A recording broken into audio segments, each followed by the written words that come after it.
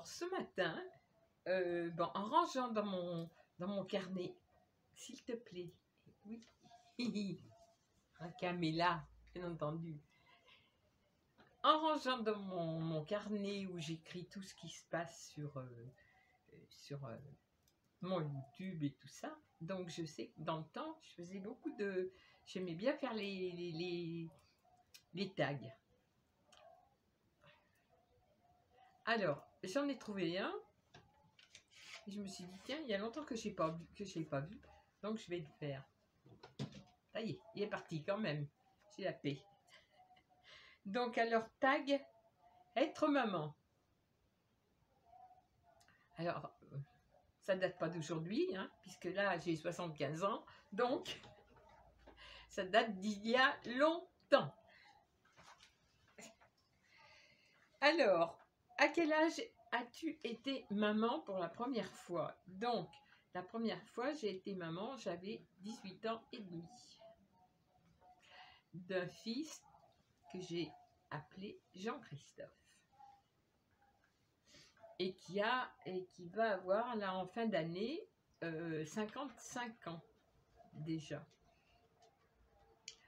Ensuite, est-ce difficile d'être maman à 20 ans? Ben non, moi j'ai pas trouvé que c'était difficile d'être maman à 20 ans parce que je me suis mariée à 18 ans et mon rêve c'était d'avoir des enfants. Voilà. Je voulais me marier pour avoir des enfants. Ben, c'était une idée comme une autre. Voilà. J'ai connu mon mari à 16 ans, donc on s'est fréquenté 2 ans. Et quand on s'est marié, j'ai marié pour avoir des enfants. Donc, je suis tombée enceinte. On s'est marié au mois de janvier. Je suis tombée enceinte au mois de février. Donc, non, ça n'a pas été du tout difficile puisque c'était mon rêve. Ensuite, ensuite j'ai eu 3 enfants. 16 mois après, j'ai eu mon fils Eric. Et 19 mois après, j'ai eu ma fille Géraldine. Donc voilà, j'ai eu mes 3 enfants. J'aurais dû en avoir 4, mais la vie a fait que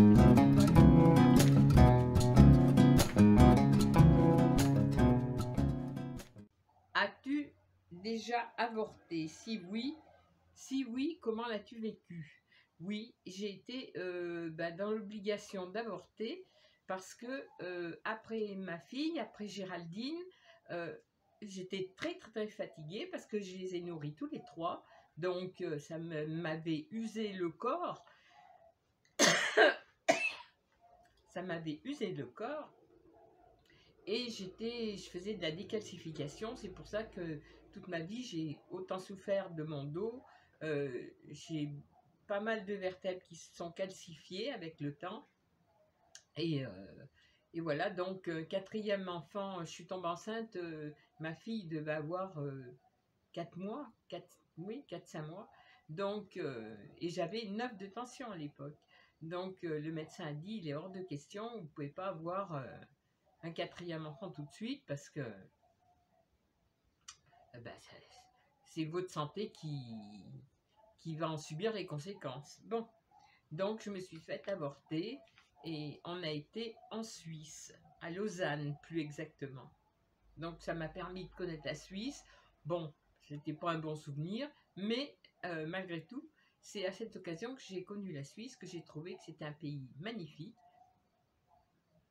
Et puis voilà, c'était comme ça. Donc, oui. Et je ne l'ai pas mal vécu parce que c'était obligatoire, vu mon état de santé. Et j'avais quand même 3 enfants à élever. Donc, les avantages et les inconvénients d'être maman à 20 ans. Alors, moi, j'ai pas trouvé d'inconvénients parce que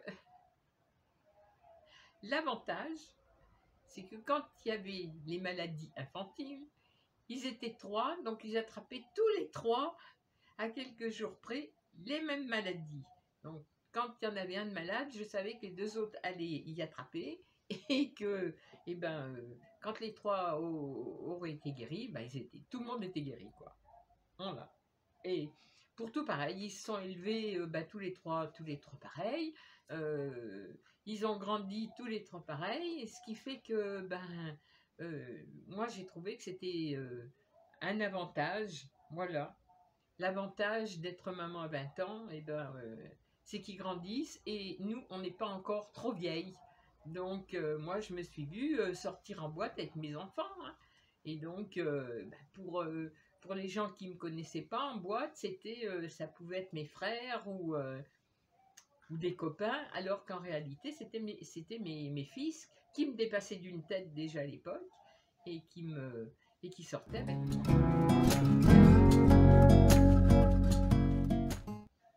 Voilà, donc moi je trouve que j'ai eu que des avantages d'avoir mes enfants. Voilà. Alors aujourd'hui, bien sûr, c'est même plus un avantage, hein. Aujourd'hui, moi je suis en adoration devant mes enfants, hein, on a tout le temps été très très très soudés. Les galères, on les a vécues ensemble. Les galères, on s'en est sortis. Mes enfants ont tous réussi dans la vie. Ils ont leur maison, ils ont tout ce qu'il faut. Je pense qu'il ne leur manque pas grand-chose. Ils sont heureux, ils ont chacun leurs enfants, ils sont heureux dans leur couple. Et ben quoi de mieux, hein? Moi je suis, puis alors mes enfants ils sont très très très très présents, hein. Mes petites belles-filles c'est pareil, hein, c'est comme si c'était mes filles, hein. Elles sont tout le temps, elles demandent toujours de mes nouvelles, elles passent tout le temps. Enfin moi je sais qu'on est très très entourés, voilà. Et Jean-Mi est heureux d'être dans notre clan, c'est le cas de dire, parce que lui le pauvre il n'est pas gâté avec les siens. Apparemment il n'a pas tellement existé dans la vie de ses enfants, donc là il a retrouvé là ça va faire 19 ans qu'on est ensemble. Donc, il a retrouvé une famille et puis mes enfants l'aiment beaucoup et c'est vrai que ils sont très très présents. En plus, maintenant, ils sont doublement présents parce que c'est vrai que sachant qu'il est quand même très malade, donc ils ne le laissent pas de côté. Ils sont encore plus présents pour nous, quoi. Et surtout pour lui. Donc, lui qui est soutenu comme ça par mes enfants, lui, là, il apprécie énormément parce que, bon, il sait qu'il fait partie de la famille. Voilà. Donc, ensuite, comment as-tu... alors là... Comment as-tu vécu les changements physiques avant et après ta grossesse? Alors, avant ma grossesse... J'ai toujours fait 1m70, mais je faisais 1m70 pour 50 kg maximum. C'était quand mon poids de forme, c'était 50 kg. Donc j'étais très fine. Et puis voilà, bon, moi j'aimais bien mon corps, hein. Le seul truc qui me chagrinait, c'est que je n'avais pas de poitrine. Très peu. Bon, alors ça m'embêtait. Parce que j'admirais toujours les filles qui avaient des grosses poitrines. Et puis après mes enfants, alors pendant que j'ai eu mes enfants, eh bien, je me suis retrouvée avec une poitrine comme j'en avais rêvé, puisque je les nourrissais. Donc, c'était incroyable. J'étais la plus heureuse des mères et j'étais en même temps heureuse de mon corps. Parce que quand j'avais accouché, je retrouvais exactement les kilos que j'avais avant d'être enceinte. Je ne gardais pas 1 kilo. J'étais mince, mince, mince. Mes enfants faisaient entre 4,2 kg, 4,5 kg et je perdais tous les kilos en 9, parce qu'à l'époque on restait 9 jours à la maternité. En 9 jours, je perdais tous mes kilos que j'avais pu avoir pendant la grossesse. Ça veut dire à peu près 9-10 kilos je prenais. Je ne sais pas pourquoi, j'ai jamais grossi alors que mes enfants étaient gros. Et quand je sortais de la maternité, je re-rentrais dans mes jupes droites à l'époque, comme si je n'avais jamais été enceinte. Bon, voilà. Donc, avant, j'étais très mince. Pendant ma grossesse, pas de soucis. Et après ma grossesse, non plus, puisque j'aimais mon corps après la grossesse. Et par contre, la catastrophe, c'est que quand j'ai arrêté de les nourrir, je me suis retrouvée avec une poitrine de femme qui a nourri ses enfants, 3 enfants. Donc, automatiquement, ma poitrine, elle, qu'est-ce qu'elle a fait? Cette connasse. Elle est revenue à son point de départ, mais tout en étant rattrapée par le centre de gravité, alors qu'avant, ma poitrine était au bon endroit, et après, eh ben, vide, plus de lait, plus rien, bouf, la poitrine. Alors là, j'étais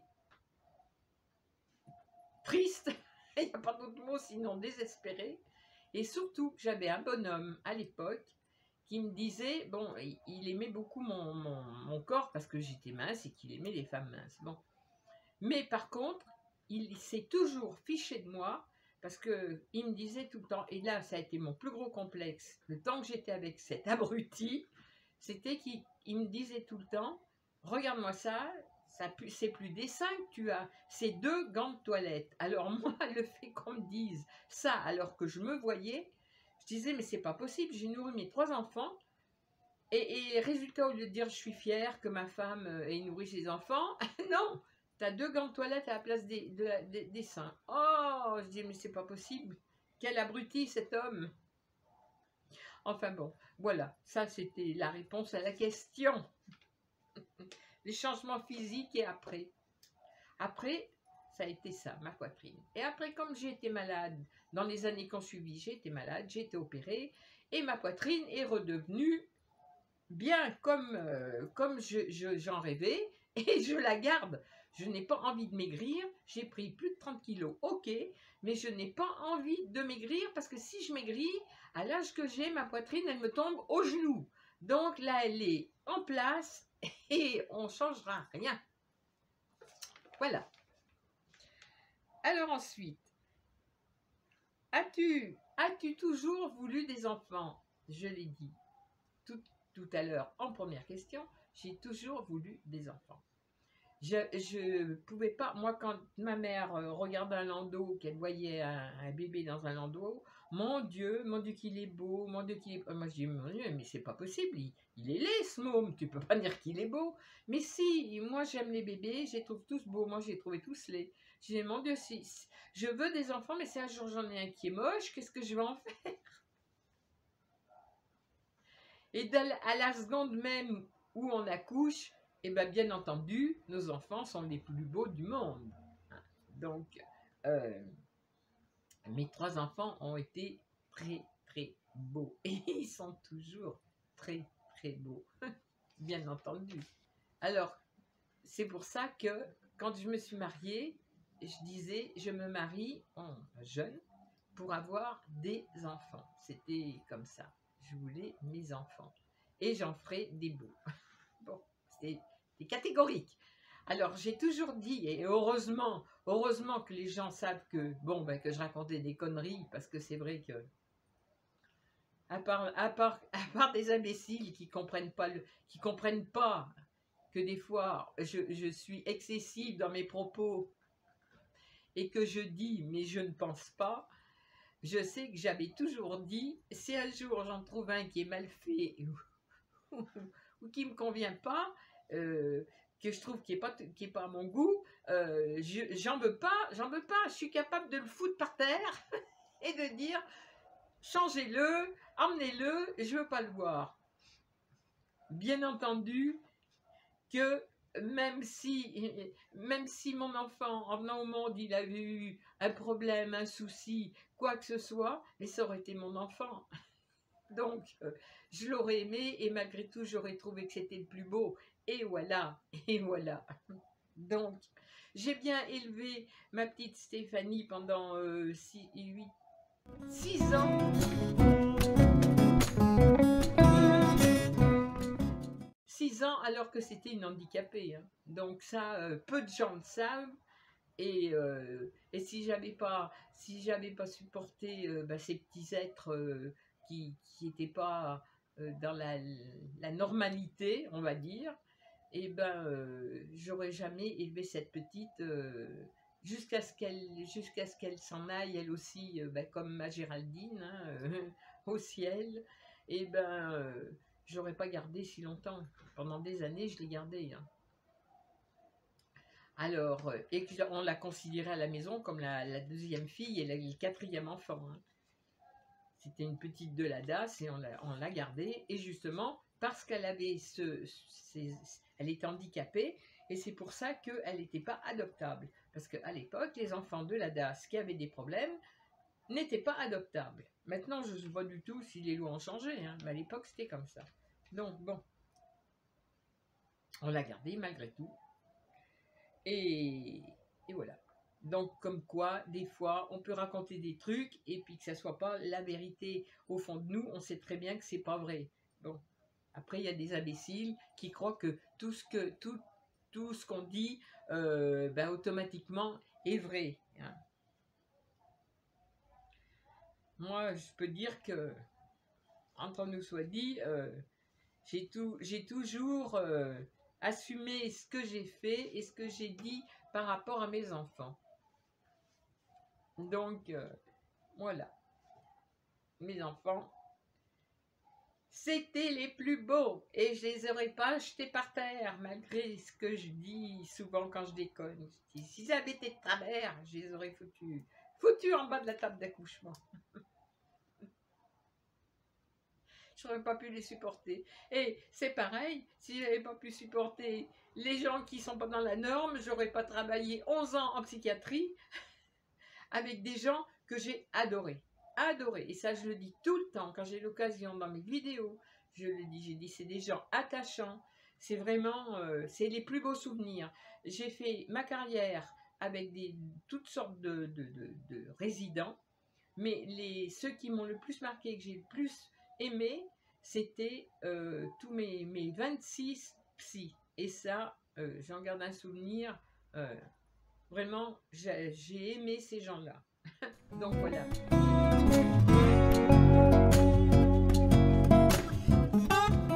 Le contraire des fois de ce qu'on veut faire voir. On a un personnage, on veut garder ce personnage et très peu de gens savent réellement ce qu'on est en réalité. Donc voilà. Faut pas tout prendre au premier degré. Moi, j'ai jamais essayé de me débarrasser de mes enfants quand j'étais enceinte. Dès l'instant où je savais que j'étais enceinte, que j'avais du retard, c'était déjà ils existaient. J'allais acheter la laine, les aiguilles et je commençais à tricoter les brassières. Hein. J'ai jamais tout fait pour les perdre. Au contraire, j'aurais tout fait pour les garder. D'ailleurs, j'ai tout fait pour les garder.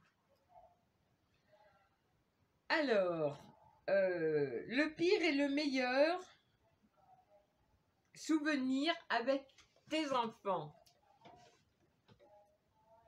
Alors, mes meilleurs souvenirs avec mes enfants, c'est du jour où ils sont nés, ils ont grandi avec nous. Après, quand on s'est retrouvés tout seuls, ça a été le clan encore plus resserré. On s'est soutenus. Mes meilleurs souvenirs, c'était tout ce que j'ai fait, avec mes enfants. Voilà, on était libres, enfin. Tout. Les moindres petits trucs, c'était des souvenirs merveilleux avec mes enfants. Voilà, et ça continue aujourd'hui. Le pire souvenir, ça a été de perdre ma Géraldine, hein, qui est partie d'un cancer des poumons en 11 mois de temps. Pas possible de la sauver, impossible. Donc elle est partie en 11 mois, en tout et pour tout, et ça a été le pire souvenir et ça sera le pire souvenir de ma vie de toute façon. Hein. Perdre ses enfants, c'est vraiment, je pense qu'il n'y a pas pire. On perd ses parents, on perd les gens qu'on aime, on perd... moi, j'ai perdu beaucoup de gens que j'aimais. Hein. Oh là là, tous les 6 mois, j'entends, ah bah tiens, tu le connaissais? Bah oui, je le connaissais, j'ai fréquenté, où j'ai vécu avec, ou eh ben il est mort. Oui, ben voilà. Bah donc je me dis, bah merde, c'est vrai que j'ai. Mais malgré tout, je suis peinée de savoir que les gens, ben oui, à 75 ans, souvent mes copains, mes amis, mes copines, ben, elles avaient mon âge ou plus vieille. Et c'est vrai qu'on ne pense pas qu'on a cet âge-là. Mais les gens vont dire, ils avaient 3-4 ans de plus que toi. Ben oui, mais en réalité, ils avaient 80 ans maintenant. Donc, voilà. Enfin, ça, c'est terrible. Mais le pire souvenir reste quand même de perdre ses enfants. Donc, moi, le pire souvenir, ça a été de perdre ma Géraldine et de ne rien pouvoir faire pour elle. Voilà, c'était foudroyant et puis c'était comme ça. Tel était son destin. Et voilà, donc j'ai fini. Ouais, il n'y a plus de questions. J'avais mon petit papier. Il n'y a plus de questions. J'ai fini mon tag être maman. Maintenant, j'ai été grand-mère 5 fois de 3 garçons et 2 filles. Et maintenant, je suis arrière-grand-mère. Alors, je suis arrière-grand-mère de ma petite Aurore qui a un bébé. Donc, je suis arrière-grand-mère. Et voilà, donc ça sera tout. La vieille vous laisse en espérant que vous allez tous le mieux possible, parce que ça, c'est ce que je vous souhaite, le mieux. Allez le mieux possible. Prenez bien soin de vous. Et puis, ben moi, je vais continuer de bien prendre soin de mon chéri, parce qu'il en a bien besoin. Et le plus dur démarrera en fin de compte en juillet, puisque depuis l'année dernière, opération et tout ce qui s'ensuit, examen et patati et patata, mais le traitement le plus dur est obligé d'être poussé là sur 6 mois jusqu'en juillet. Donc à partir de juillet, il va attaquer ce qui est le plus embêtant, quoi, pour l'organisme et pour lui. Donc là, il faudra être doublement là. Voilà. Donc, gros bisous à tout le monde. Et puis, ma foi, ceux qui ont envie de faire ce petit tag, faites-le. Sinon, ma foi, si vous avez envie de le regarder, regardez ce que je viens de vous dire. Et puis voilà.